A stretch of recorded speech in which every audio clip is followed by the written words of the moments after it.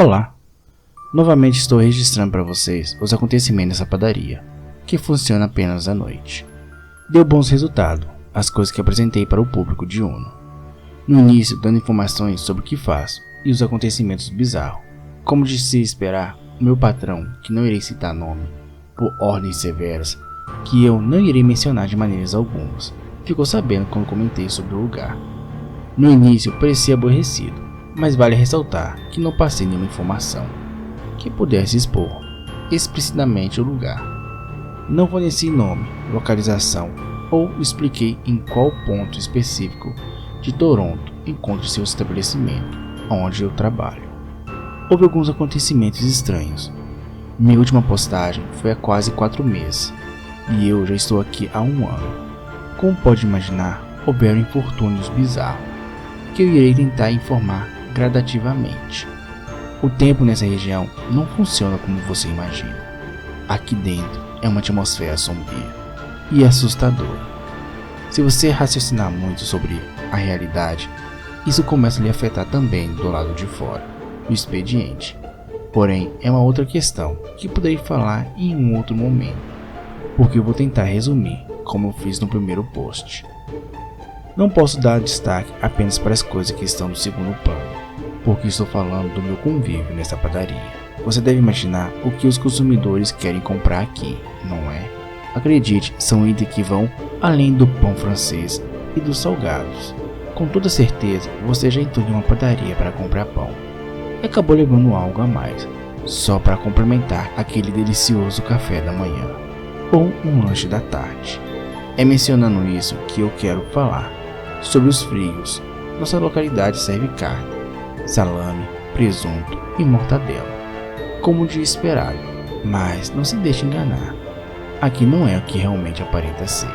Antes de eu falar sobre isso, eu quero compartilhar com vocês um ocorrido que ocorreu comigo há 15 dias atrás, envolvendo o banheiro e as portas, que fazem parte de uma das regras. Não imagine que é fácil escrever essas coisas. São dezenas de acontecimentos surreais e além da compreensão das pessoas que não enxergam o que ocorre embaixo do pano da realidade. Por exemplo, aqui não posso dormir, nem cochilar, mesmo que dure apenas 10 segundos. Nas situações que eu descuidei, fui jogada em um pesadelo duradouro, realista e que me machucava de uma certa forma. No último descuido meu, eu estava cansada e exausta, e eu acabei cochilando no balcão, em uma semana muito parada de serviço. Nesse momento, eu encontrava-me jogado em um pântano sombrio, com o sol negro brilhando em cima da minha cabeça, e monstros tentando me arrastar-me para dentro da água, extremamente lameada e podre. Suas mãos ficaram marcadas nos meus pés, como queimaduras de 3º grau, na proporção que tentava me arrastar para as profundezas, com aquele nevoeiro tóxico. Por todas as partes, eu acordei. A minha sorte é que eu acordei com o sino da porta anunciando a chegada de mais um freguês, ou sabe lá o que poderia ter acontecido comigo. E apresentando o tempo e a maneira que não posso nem sequer pregar os meus olhos, mesmo não aparentando ter movimento dos compradores, queria entrar na parte que fiquei presa no banheiro por 3 dias. Uma das regras que um dos funcionários, o padeiro, o mais velho de todos, me informou é que eu não posso trancar as portas. Há 2 exceções, com a porta onde ele faz as massas e a porta de entrada. Há uma porta para os fundos, outra no banheiro e uma para materiais de limpeza, sempre apresentando arranhões. Naquele dia eu estava muito apertado. Não queria chegar atrasado e perder 1/3 do meu pagamento mensal. Não deu tempo de ir ao banheiro em minha residência e eu estava explodindo com vontade de urinar. O banheiro, por exemplo, fica com as portas abertas, tanto a parte feminina quanto a masculina. Existe apenas uma privada, em um lugar grande e aberto, com espelho nos 2 lados. Na recepção você consegue enxergar quem entra. Naquela noite, quase urinando as calças, eu não queria que algum tarado me visse sem roupa. Então eu fechei a porta atrás de mim, para fazer minhas necessidades fisiológicas. Além de ter quebrado uma das regras sobre trancar uma porta e usar o toalete exclusivamente para o cliente, eu estava sozinho no canto da parede, entre uma das regiões com espelho e um umbral de entrada, se movendo. Isso mesmo que você acabou de ouvir. Há uma parede que parece músculo vivo, sangrando, respirando e se movimentando. E eu não tenho permissão para chegar perto dela. E quanto mais reduzo a aproximação, mais eu posso perceber. Murmúrio como fascínios tentando me aproximar. Eu fiquei sabendo que houveram acidente com outros funcionários, que foram engolidos pela parede e nunca mais foram encontrados. O problema não está apenas nisso. Fiquei literalmente 3 dias engaiolado. A porta não queria abrir. Foi trancado do lado de fora, como se alguém tivesse passado e trancado a porta por causa do barulho que eu escutei fazendo um clique.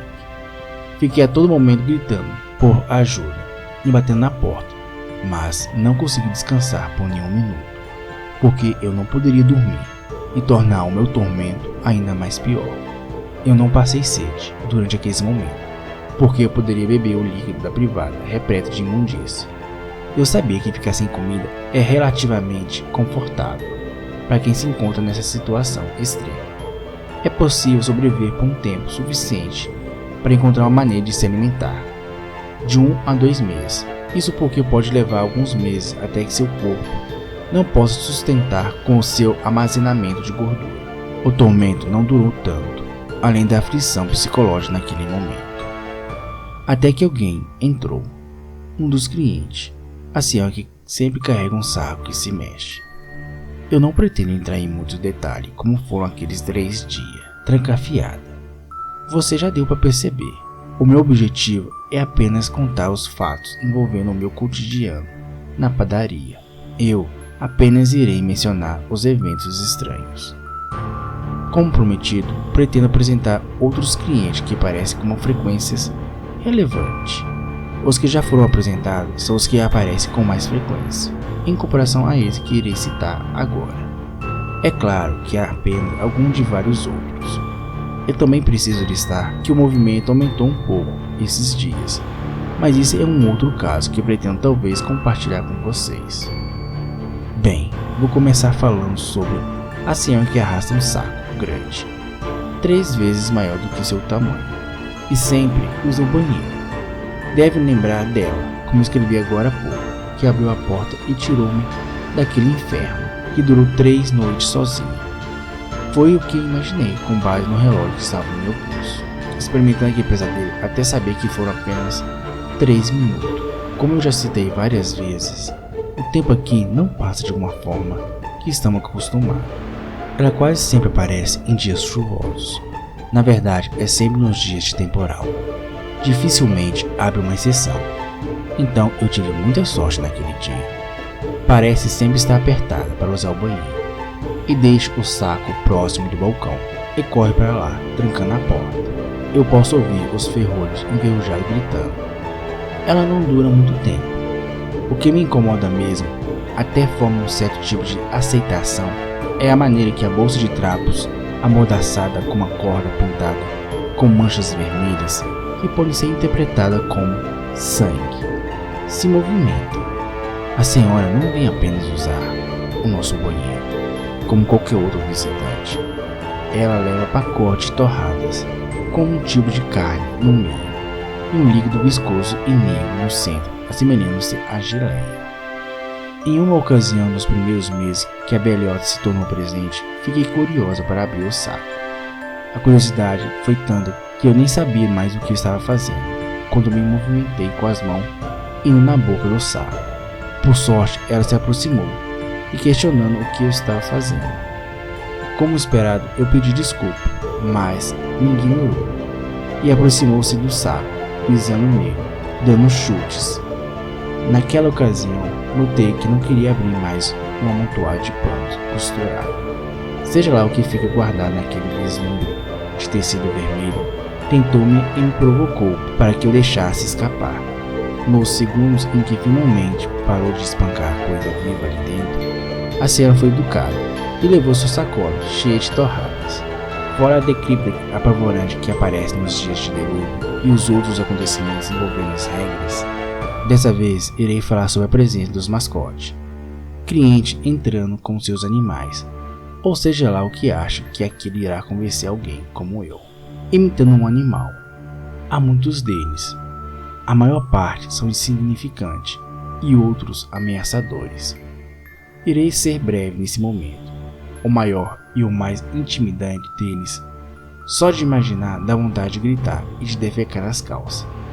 Parece um urso, literalmente um felino gigantesco, que quase não consegue penetrar pela porta de entrada. O seu tamanho não é o que realmente espanta, mas são as suas características marcantes. O bicho se apresenta dando passos lentos e amedrontadores, calculistas que vêm examinando toda a padaria, como se existisse um rival prestes a lhe atacar. Quando finalmente está dentro do estabelecimento, o seu corpo se torna dezenas de vezes maior. Sua cabeça fica curvada para baixo, quando está com as patas traseiras e dianteiras erguendo seu corpo. Ele começa a farejar em todas as direções, com sua língua babando um líquido grosso e pegajoso, correndo por todo o seu pelo marrom. Sua boca contém um conjunto de presas longas, brilhantes e afiadas, a todo momento sendo molhada por sua língua frenética.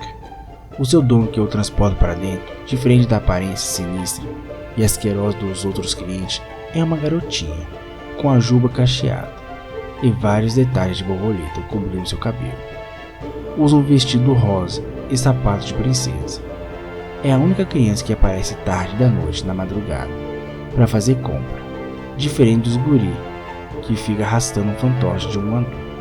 Ela gosta de ficar cantarolando para si mesma, com a boca fechada, uma música própria, a qual a sua melodia me causa arrepios. Sua aparência é extremamente angelical e pura, como se fosse um humano pequenino, como qualquer outro, mas ela sabe intimidar com aquela coisa enorme ao seu lado, que obedece sem hesitar.